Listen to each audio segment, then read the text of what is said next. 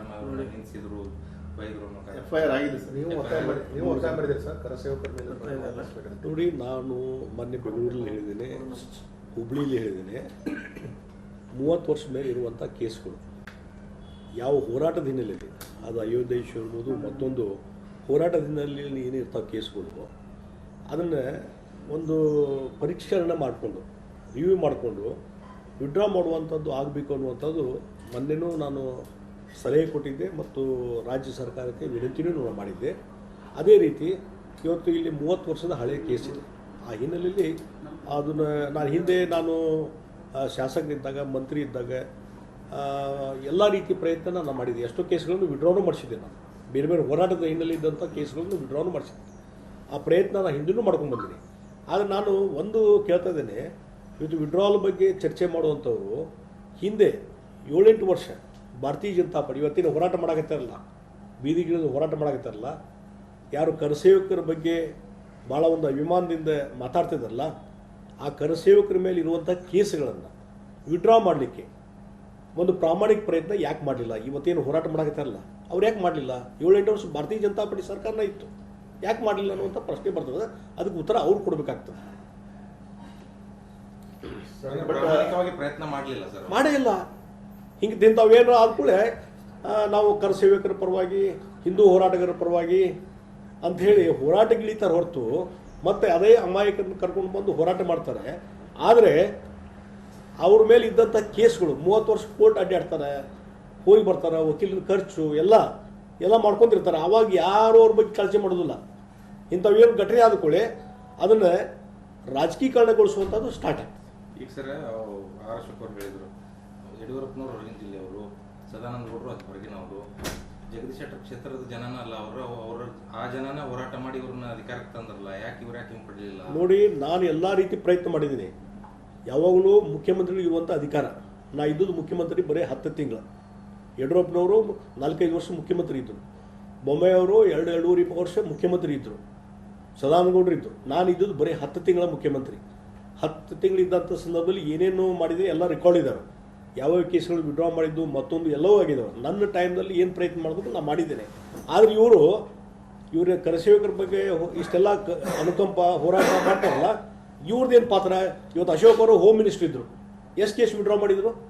ಅವತ್ತು ಏನಾರ ಬಂದು ಅಶೋಕ್ ಅವರು ಇಲ್ಲಿ ಹೋಮ್ ಮಿನಿಸ್ಟರ್ ಆಗಿ ಇಲ್ಲಿ ಕರಸೇವಕರದ್ದು ಎಷ್ಟು ಕೇಸ್ ಅದಾವು, ಅದನ್ನೇನು ಮಾಡಬೇಕು, ಯಾಕೆ ವಿಡ್ರಾ ಮಾಡಬಾರ್ದು, ಈ ಪ್ರಪೋಸಲ್ ಕಳಿಸ್ರಿ ಅಂತ ಯಾವಾಗಾದ್ರೂ ಹೇಳಿದ್ರು ಅವ್ರಿಗೆ? ಅವತ್ತು ಯಾರಿಗೂ ನೆನಪಾಗಿಲ್ಲ. ಇವ್ರಿಗೆಲ್ಲರಿಗೂ ಹೋಮ್ ಮಿನಿಸ್ಟರ್ ಇದ್ರು ಅವರೇ 5 ವರ್ಷ, ಯಾಕೆ ನೆನಪಾಗಲಿಲ್ಲ ಅವಾಗ? ಅದಕ್ಕಾಗಿ ನಾನು ಹೇಳ್ತೀನಿ, ಈ ರೀತಿ ಈ ಲೋಕಸಭಾ ಎಲೆಕ್ಷನ್ ಬರ್ತದೆ. ಲೋಕಸಭಾ ಎಲೆಕ್ಷನ್ ಬಂದ ಮೇಲೆ ಅದರದ್ದು ಒಂದು ಅಡ್ವಾಂಟೇಜ್ ತಗೊಳ್ಳೋ ಸಲುವಾಗಿ ಇವೆಲ್ಲ ಪ್ರಯತ್ನ ನಡೀತದೆ.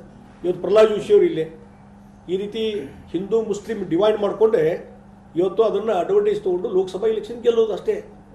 ಅದರ ಸಲುವಾಗಿ ಇದೆಲ್ಲ ಮಾಡೋದು. ಇದರಲ್ಲಿ ಹಿಂದೆ ಪ್ರಹ್ಲಾದ್ ಜೋಶಿ ಅವ್ರದ್ದು ಕೈವಾಡಿದೆ ಅಂತ ಹೇಳ್ತೇನೆ ನಾನು. ಅಲ್ಲ, ಈ ರೀತಿ ಇಂಥ ಘಟನೆ ಇದ್ದದನ್ನೇ ಅಡ್ವಾಂಟೇಜ್ ತಗೊಂಡು ಎಮೋಷನಲ್ ಇಶ್ಯೂ ಮಾಡಿಕೊಂಡು ಅಂದ್ರೆ ಇಲೆಕ್ಷನ್ಗೆ ಉಪಯೋಗ ತಗೊಳ್ಳೋ ಸಲ ಇದು ನಡೀತಾ ಇದೆ ಹೊರತು ಬೇರೆ ಏನೂ ಇಲ್ಲ ಅಂತ ನಾನು ಹೇಳ್ತೇನೆ. ಲೋಕಸಭಾ ಎಲೆಕ್ಷನ್ ಹಿನ್ನೆಲೆಯಲ್ಲಿ ಇವೆಲ್ಲ ನಡೀತಾ ಇದೆ. ನಿಮಗೇನಾದರೂ ಪ್ರಾಮಾಣಿಕ ಇದ್ದ ಕರಸೇವಕರ ಬಗ್ಗೆ ಪ್ರಾಮಾಣಿಕತೆ ಇದ್ದರೆ ಹಾಗಾದರೆ ಕೇಸ್ ವಿಡ್ರಾ ಮಾಡೋಕ್ಕೆ ನಿಮ್ದು ಏನು ಪ್ರಯತ್ನ ಇದೆ? ಅದನ್ನೇನೂ ಹೇಳೋದಿಲ್ಲ. ಈಗ ಆಯ್ತುರಪ್ಪ ಹೋಗಿ, ಇದು ಕೋರ್ಟ್ನಲ್ಲಿ ಮ್ಯಾಟರ್ ಇದೆ. ಇವತ್ತು ಯಾವುದೋ ಹೋಮ್ ಮಿನಿಸ್ಟ್ರು ಮುಂದೆ ಫೈಲ್ ಆಗಿರಲಿ, ಅಥವಾ ಚೀಫ್ ಮಿನಿಸ್ಟರ್ ಮುಂದೆ ಫೈಲ್ ಇಲ್ಲ, ಅವ್ರು ಸಹಿ ಮಾಡಿದರೆ ಇಮಿಡಿಯೇಟ್ಲಿ ಬಿಡುಗಡೆ ಆಗ್ತಾರೆ ಅಂತೇಳಿ ಇವತ್ತು ಕೋರ್ಟ್ನಲ್ಲಿದೆ. ಕೋರ್ಟ್ನಲ್ಲಿ ಇದ್ದಂಥ ಕೇಸ್ಗೆ ವಕೀಲರ ಮುಖಾಂತರ ಕಾನೂನು ಹೋರಾಟ ಮಾಡಿ ಜಾಮೀನು ಬಿಡಿಸ್ಕೊಂಡು ಮಾಡೋಕ್ಕೋ ಏನು ಬೀದಿಗೆ ಹೋರಾಟ ಮಾಡ್ತೀವಿ ನೀವು? ಯಾಕೆ ಲೋಕಸಭಾ ಎಲೆಕ್ಷನ್ ಬರ್ತದೆ, ಅದಕ್ಕೆ ಬೀದಿಗಿದ್ದು ಹೋರಾಟ ಮಾಡೋದು. ಅದ್ರ ಬದಲಿ ವಕೀಲರ ಮುಖಾಂತರ ಇವತ್ತು ತುಷಾರ್ ಗಿರ್ನಾಥ್ ಅವರು ಮೇಲೆ ಅಟಾರ್ನಿ ಜನರಲ್ ಇದ್ದಾರೆ, ಅವರು ಅಡಿಷನಲ್ ಸಾಲಿಸಿಟರ್ ಜನರಲ್ ಇದ್ದಾರೆ. ಯಾರು? ತುಷಾರ್ ಮೆಹ್ತಾ. ಬಹುಶಃ ತುಷಾರ್ ಮೆಹ್ತಾ ಅವ್ರು ಕರ್ಕೊಂಡ್ಬಂದು ಅಡ್ಗ್ಯೂಮೆಂಟ್ ಮಾಡಿಸಲಿಲ್ಲ. ಯಾಕೆ ಬೆಂಗಳೂರು ಹೈಕೋರ್ಟಿಗೆ ಬೇರೆ ಬೇರೆ ಕೋರ್ಟ್ನಲ್ಲಿ ಬೇರೆ ಬೇರೆ ಪ್ರಕರಣಗಳಿಗೆ ತುಷಾರ್ ಮೆಹ್ತಾ ಅವರು ಸ್ವತಃ ಹಾಜರಾಗಿದ್ದು ನನಗೆ ಗುರ್ತಿದೆ. ಹಾಗಾದರೆ ಕರಸೇವಕರ ಸಲುವಾಗಿ ಇಲ್ಲೇನು ಕೇಸ್ ನಡೆದಿದ್ದಲ್ಲ, ಆ ತುಷಾರ್ ಮೆಹ್ತಾ ಅವ್ರು ಕರೆಸಿ ಒಂದು ಅರ್ಗ್ಯುಮೆಂಟ್ ಮಾಡಿಸಿದ್ರೆ ಬೇಲ್ ಸಿಗ್ತದೆ ನಾಳೆ. ಅದು ಪ್ರಯತ್ನ ಇಲ್ಲ ನಿಮ್ಮದು. ಕೋರ್ಟ್ ಮ್ಯಾಜಿಸ್ಟ್ರೇಟ್ ಮಾಡಬೇಕಲ್ಲ, ಇದು ಆರ್ಡರು, ಪೊಲಿಟಿಕಲ್ ಡಿಸಿಷನ್ ಅಲ್ಲ ಇದು. ಸರಿ, ಪ್ರಹ್ಲಾದ್ ಜೋಶಿ ಅವರು ಏನಂತಾರೆ, ಇವರೇ ಅರೆಸ್ಟ್ ಮಾಡಬೇಕಾಗಿತ್ತು, ಹಂಗಿದ್ರೆ ನಾವೇನು ಅರೆಸ್ಟ್ ಮಾಡೋದಿದ್ವಾ? ನೋಡಿ, ಒಂದು ನಾನು ಹೇಳ್ತೀನಿ, ಇದನ್ನು ಪೊಲೀಸರು ಮಾಡಿದ್ರು, ಇದು ಸರ್ಕಾರದ ಇನ್ಸ್ಟ್ರಕ್ಷನು ಮತ್ತು ಯಾರೋ ಪ್ರಚೋದನೆಯಿಂದ ಇದು ಮಾಡಿದ್ದಲ್ಲ. ಇವತ್ತು ಯಾರೋ ಒಬ್ಬರು ಮಾಡ್ತಾರೆ ಪೊಲೀಸರು, ಇನ್ಸ್ಪೆಕ್ಟ್ರು, ಕೋರ್ಟ್ ಡೈರೆಕ್ಷನ್ ಅದನ್ನು ಮತ್ತೊಂದು ಮಾಡಿರ್ತಾರೆ, NBW ಇಶ್ಯೂ ಆಗಿರ್ತಾವೆ, ನಾನ್ ಬೇಲೇಬಲ್ ವಾರಂಟ್ ಇಶ್ಯೂ ಆಗಿರ್ತವೆ. ಆ ಹಿನ್ನೆಲೆಯಲ್ಲಿ ಅರೆಸ್ಟ್ ಮಾಡಿದಾಗ ಅದಕ್ಕೆ ಲಾಸ್ಟ್ ಕೊನೆಗೆ ಸೊಲ್ಯೂಷನ್ ಏನು ಪರಿಹಾರ? ಕೋರ್ಟಿಗೆ ಹೋಗಿ ಜಾಮೀನು ತಗೊಳ್ಳೋವಂಥ ಪ್ರಯತ್ನ ಮಾಡ್ಬೇಕಾಯ್ತಲ್ಲ ಇವರೆಲ್ಲ. ಅದು ಬಿಟ್ಟು ಅದ್ರ ಹಂಗಾಯ್ತು ಹಿಂಗಾಯ್ತು, ನಮ್ಮನ್ನು ಅರೆಸ್ಟ್ ಮಾಡ್ರಿ, ಇವ್ರನ್ನ ಅರೆಸ್ಟ್ ಮಾಡ್ರಿ.